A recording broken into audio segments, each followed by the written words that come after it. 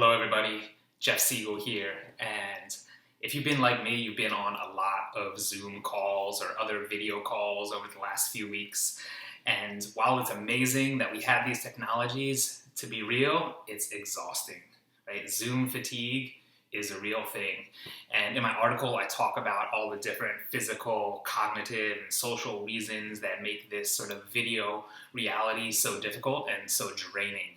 But what I really want to do right now is offer you a practice, right? How can you actually manage this? Because these technologies and this way of interacting is not going away. So we need some tools to equip ourselves to better be able to show up as our best selves when we're on a video call, right? So this practice has 4 steps. And the beauty of it is that it follows the word Zoom.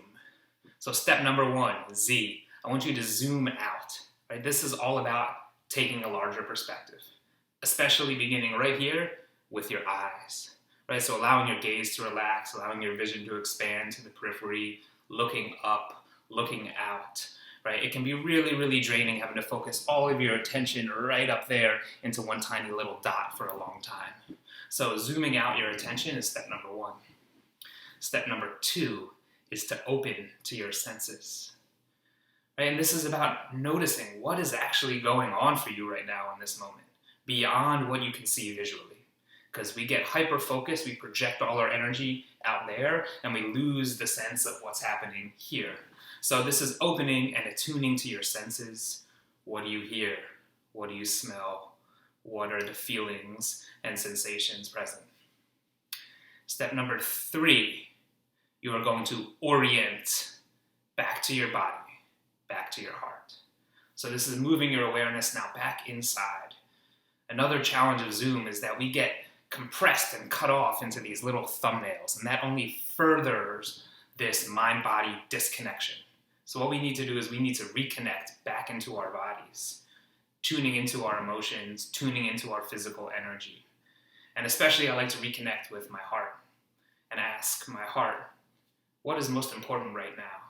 What is the most unique, special conversation that we could be having between whatever people are on this call? Right? I want to find that beautiful thing that we can co-create together, because that is the whole purpose of being on a call, is to create something, whether that's just connection or some new ideas, something that we all need to participate in. And that's all going to come from here, all right, and through that resonance. All right, and then step number 4, right? So we've zoomed out, we've opened our awareness to our senses, we've oriented from our body and from our heart. Then we need to move to mutuality. And what do I mean by that?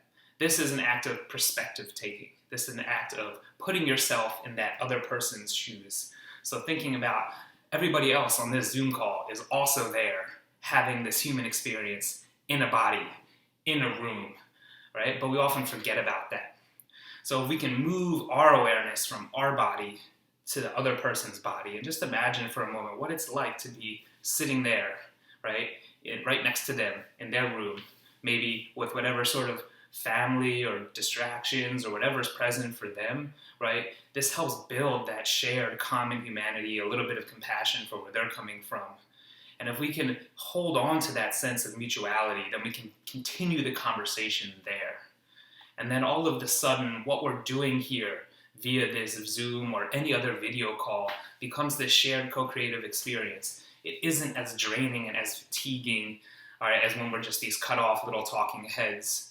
All right, it is an embodied, grounded, relational experience. And if you can stay present with that, and then just let the computer and let the device just be this sort of seamless method of which all of these things happen without feeling like you are tethered and chained to have to be in this tiny little box, then all of a sudden your Zoom calls can be way less fatiguing and way more fulfilling.